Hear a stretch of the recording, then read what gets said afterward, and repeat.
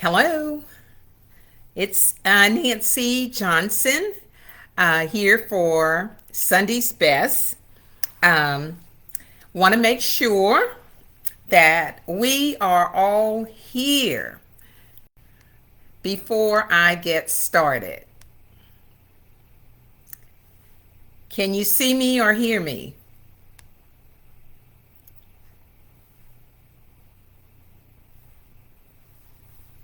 Okay, I'm going to assume that you guys can see me.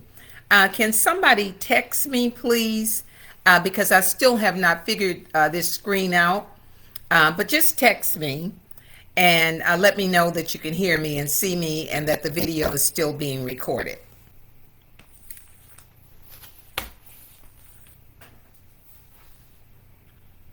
All right.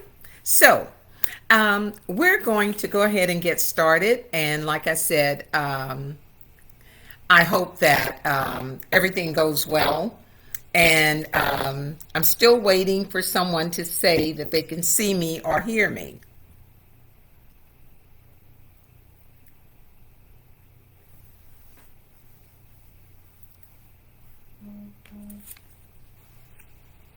All right. Thank you, Rima. Tonight we're going to do something a little bit different. I want to tell you that I was so pleased last week with the comments and the questions that were asked until I decided to do a series. And of course, last week we talked about who's at your table. So what we're going to do is we're going to have a few more of these sessions to cover what type of people need to be at your table to aid you in your success, who is a giver and a taker, and how to identify the people at your table that are givers or takers. Also, we're going to be talking about what to do when you find these people at your table and how you can free up some space for the people who really need to be there. So we're going to go a little bit deeper into that because as I did my studying this week, I heard several ministers and several videos talking about success and that we can do things better together, that we're better together, that anybody can get or have a little success. But to have massive success, we all need help. And sometimes that help comes in the way of friends, and other times partners, people that we have to partner with. So to be successful, you need accountability. And who better to hold you accountable than a good friend? You know, sometimes you may want to just speak your piece, but your friend might say, "Nah, I know you're a little bit better than that. Let's take the high road." And so they're not telling you that you're wrong or that you have not been wronged, but they're telling you because they are your friend and they know your character and they know that you deal in integrity, that what you're about to do would blow the lid off. And so only a good friend who wants to hold you accountable can do that. A true friend or a true business partner. So at times we have to assess who is at our table.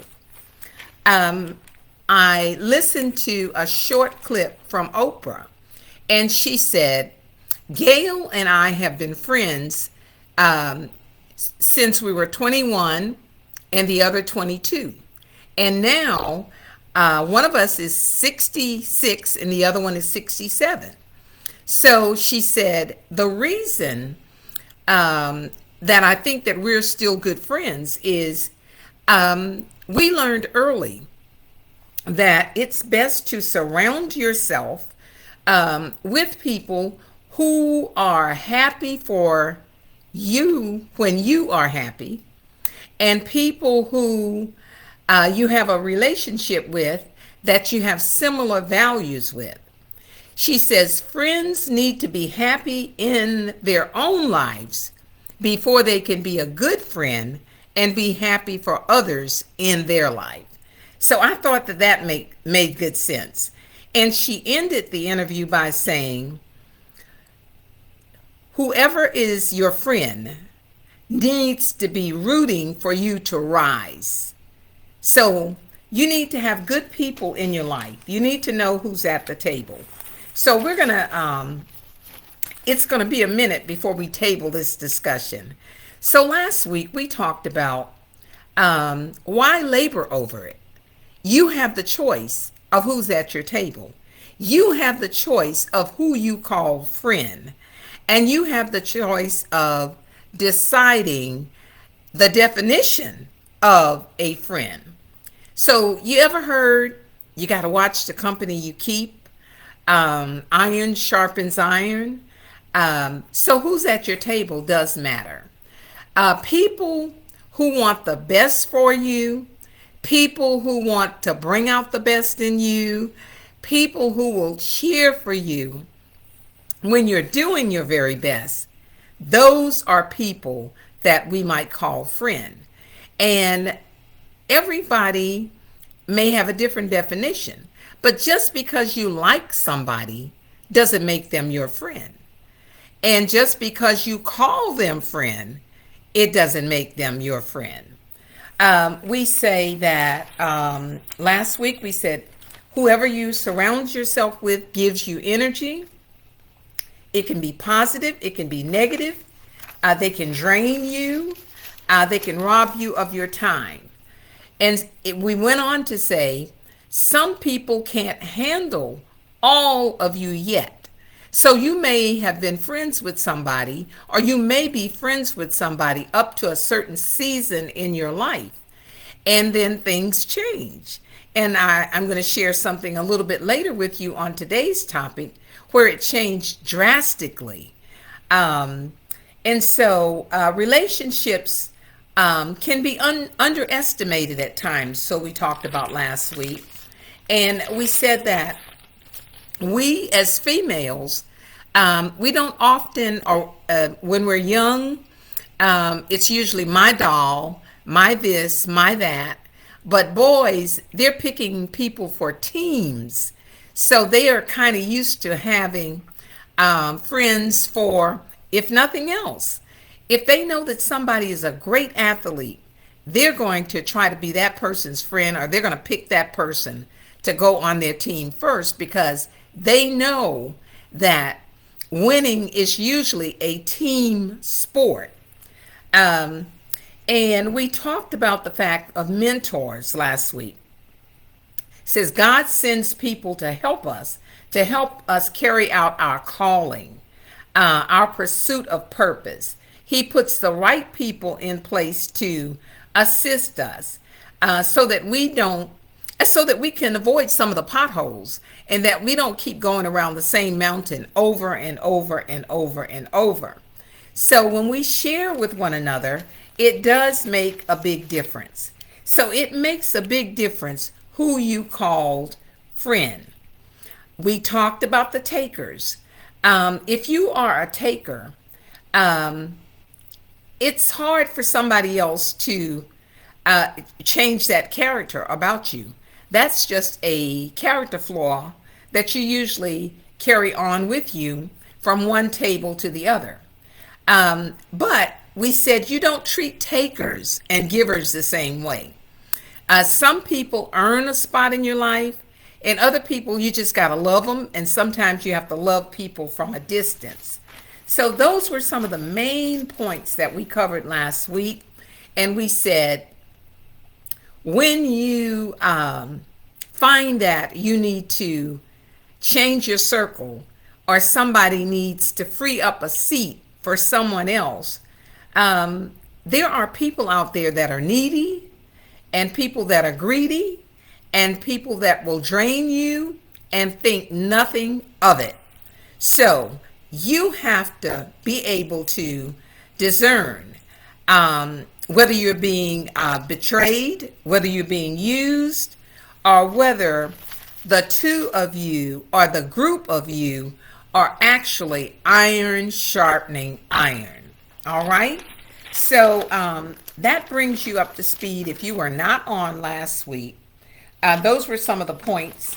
And we did say that God sends some people into your life, but Satan, the devil, will introduce you to other people that make you think that they're your friend. But they're there, they are there to rob, to steal, to destroy, to distract, do anything except make sure that you succeed. The devil never wants you to succeed unless it's something that you're doing for him. Then, of course, when you partner with the devil, expect that you will take on that trait as well. So, tonight, we're going to talk about a scripture that is Proverbs 18 and 24. Proverbs 18 and 24 in the Message Bible says, true friends go and come, but true friends sticks closer to you like family. And I know that you have some friends like that because I do.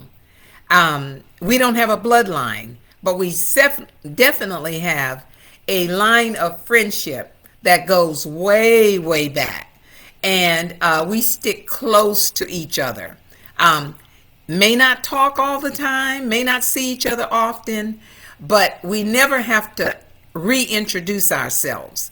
We don't get so full of ourselves that we don't know who we are and where we came from and how we got connected. And that's how we stay connected. All right. So I talked a little bit last week about a bus, and it was called Move the Bus. And as I listened and as I decided to carry this on into a series, because it was suggested to me by someone that since it was so popular last week, I think we had close to 93 comments going back and forth. And we had over 60 people on the call. So needless to say, I felt really good about that. But we talked about moving the bus. And I'm going to share another analogy with you about moving the bus. Because sometimes you have to have the right person on the right bus in the right seat. So it's the same with your table. And you know why? Because relational intelligence is required if you're going to be successful. And it's hard to be successful all by yourself and have lasting, true success, especially when it comes to business. All right.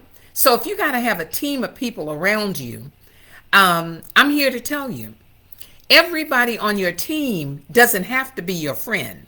And sometimes it's hard for friends to actually work together as a team. And so you got to know that the same treatment that you may have with a coworker, with somebody you work with a business partner, may not be the same. And there may not be, they won't be looking for the same thing from you. So when it says that people will come and go into your life, it says one who has unreliable friends will soon come to ruin. And that is the scripture. It doesn't say that'll happen right away. But if you have unreliable friends that you can't count on, you will soon come to ruin because you'll find that you can't do everything yourself. And when you assign or when you delegate or when something is assigned or delegated to you and you can't be counted on to perform or take responsibility or get the job done, then you leave something undone, and that person will soon come to ruin from the lack of your contribution. But if you are taking them as a friend versus a business partner, um, it's not the same. And so you will learn that. So some point in life, you will need other people to help get you across the finish line. And friendship should be a safe place, a place where you can release and don't have to worry about being criticized. Um, don't expect your friends to always agree with you, but expect them to challenge you to do the right thing or to calm you down just a little bit. Because I know myself sometimes I just go over the top, and I just, I'm so happy for people in my that I have people in my life who will say, okay, let's think about this now, before you respond that way. Okay, so emotions. Your friend knows who you are, and oftentimes we will have people in our circle that we want to share with. And I always tell people that if you're in a circle and the blessings are flowing down and you are willing to wait your turn to stand at the bottom of the ladder and hold it up so that someone else can get to the top and maybe pick some ripe fruit instead of you all just eating what has fallen to the ground, then you're gonna get what's coming to you sooner or later. So the harvest requires a group of people, and you oftentimes people miss their blessing. They could be working with you, and you could say in your heart or in your plan, I see them one day being a supervisor. I see them becoming manager. I'm going to groom them. I'm going to do my best. But you know what? Sometimes those people, they want you to be their friend, not their boss. And oftentimes they will leave before time and they will miss their blessing because they can't wait. They can't master the crawl. They just think you're my friend, so you should let me go straight to the top. But it takes time to do anything. Sometimes you have to give time. And so some people,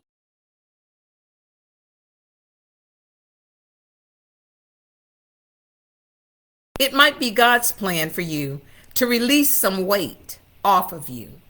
The problem is when you're connected with people, when you're connected with people, it pays to know what that relationship is.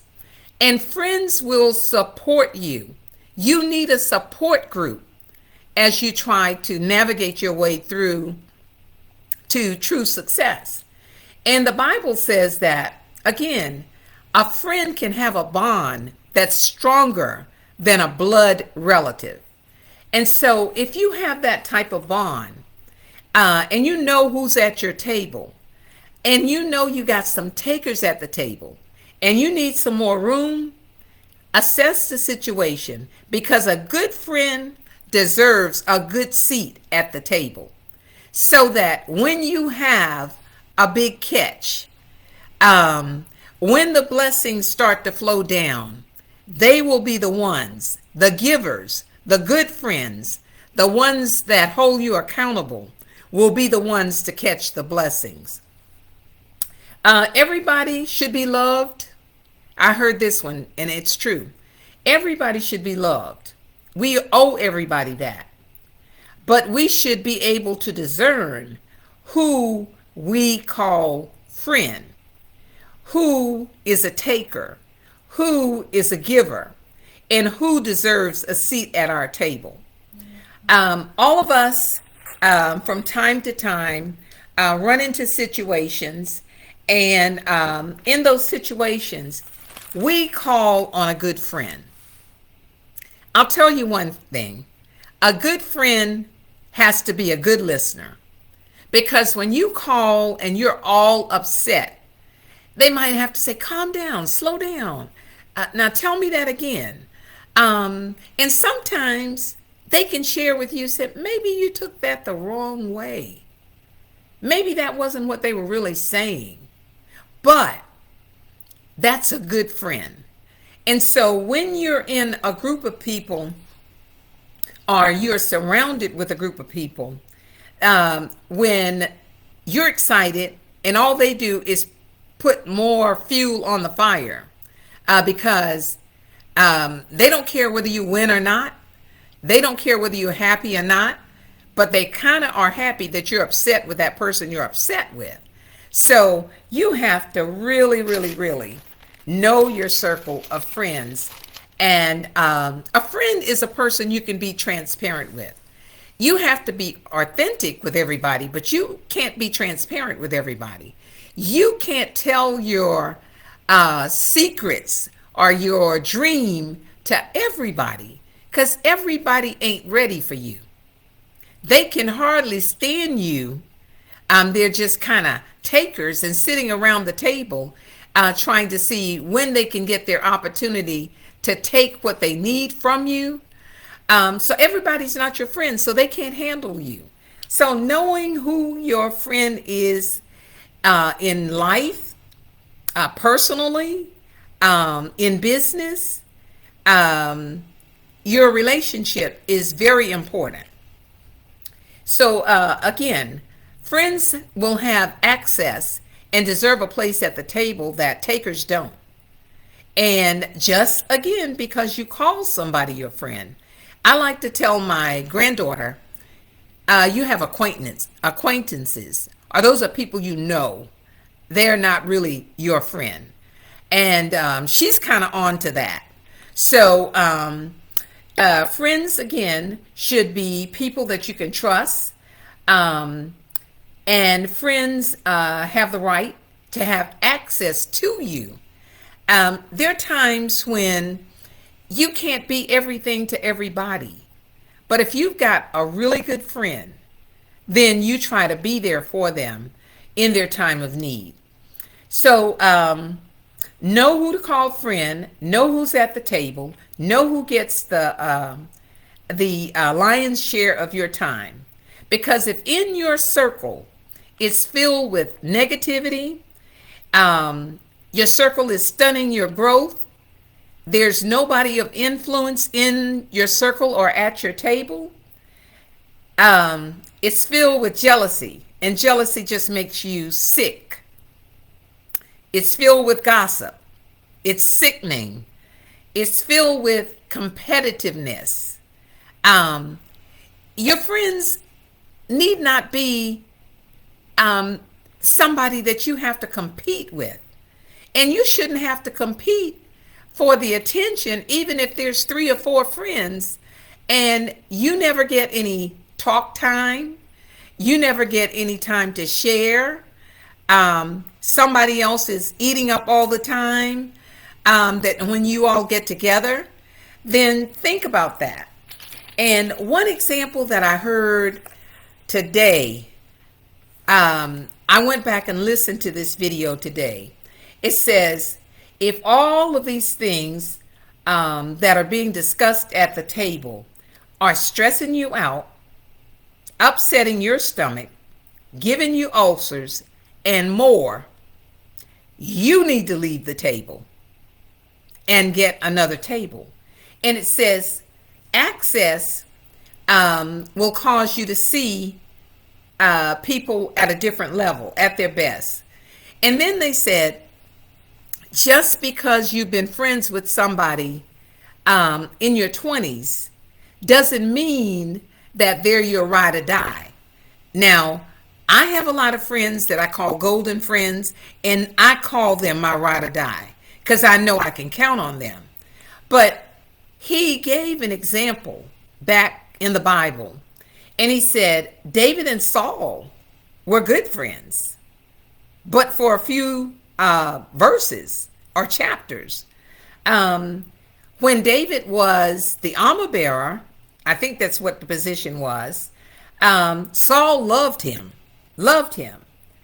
And then when something happened and the season changed, and someone whispered and said, Saul killed 10,000, and David killed 10,000, and Saul's 1,000. You know, people know how to measure you up so that they can tear you down, and so that the other person can look at you in a different set of eyes. And that's what happened between David and Saul. So once somebody starts giving you credit, or once somebody starts to edify you, there are people at your table that can't handle that. If they're to criticize you, they're not there to protect you.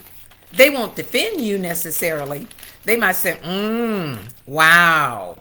But people can turn on you, just like David and Saul did, just like Saul did to David. And so as you become successful, remember, you will have to have people surround you. You will build a team, and take it from me. I could tell you lots of success and a lot of failures about bringing the wrong person to the table. And I can tell you that partnerships and friendships are two different things. You need to hire the talent that you need, not always the friend that you need.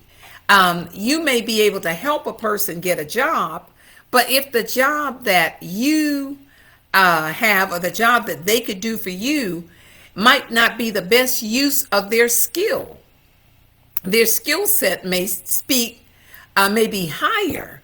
Encourage that person to go for what they know, and go for something that's going to be in their best interest. Because when you start receiving notoriety, when you become a person of influence, some people can't handle you. They can't handle your success, and they will turn on you. So the seasons change, people change, everybody can't handle your growth, your friends change, or one pastor said, they won't throw a spear at you like Saul did trying to nail David to the wall, but they'll throw hints. They said, oh, I see your little new car. I see your little new house. I see your little new outfit. And he said, when they have to preference it by little, they're not giving you a compliment. They're actually trying to tear you down. So you got to know how to read people, how to discern vibes. Some of them are non-verbal. You have to be able to read that. A seasons for change. So if you're always the one making concessions, if you're always the one having to reach out, then perhaps the season for that friendship has come to a halt, and there needs to be another seat at the table. So when we talked about the bus, having the right people on the right bus, I want to give you this example again in closing. Imagine that you have a bus and it doesn't have tires, and it's your friends that are on the bus, and your friends are going to move the bus along. Well, there's a driver, there's a runner, there's a jogger, there's a walker, and there's a rider. These are all people that you picked up, and they're on your bus, and let's call that bus your table. And it says in this book, the illustration says, members of your team or people at your table are the keys to unlocking your success. So these people that you picked up, these people that are around your table, they can either be helpful, or they can be harmful, or they can sabotage your success.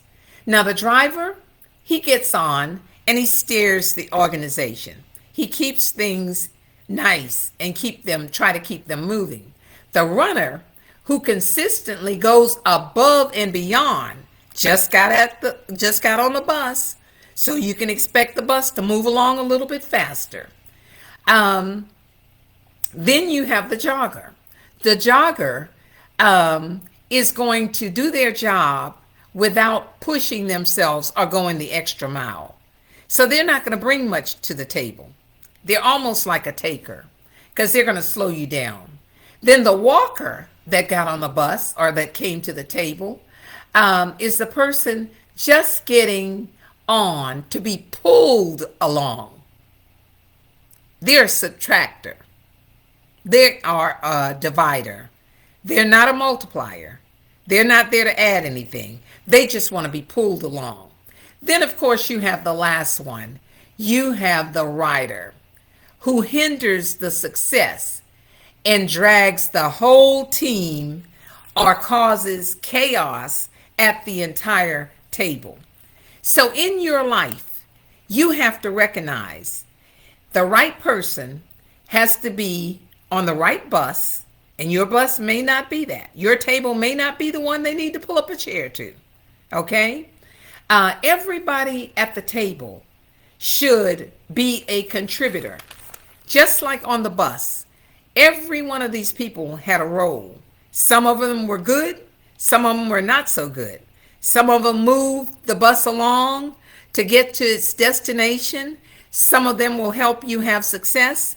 Some of them will hurt your chances of succeeding because they're just riders. But none of these people necessarily have to be your friend. So you need to ask God for discernment to figure out whether the people at your table, the people that are co-workers, the people that that surround you, whether they really are friends. And if not, you may not have to get rid of them, but don't treat them like what they're not, because they're not going to be to you what you expect them to be. So, in ending, be careful who you follow. Be careful who you hang around. Watch the fruit that they bear. If they're not fruitful, be careful how you follow them. Number 2, are you having conversations with people who can and who will help you to reach your goals? That's healthy conversation, okay? That's food for your soul. That's people helping each other.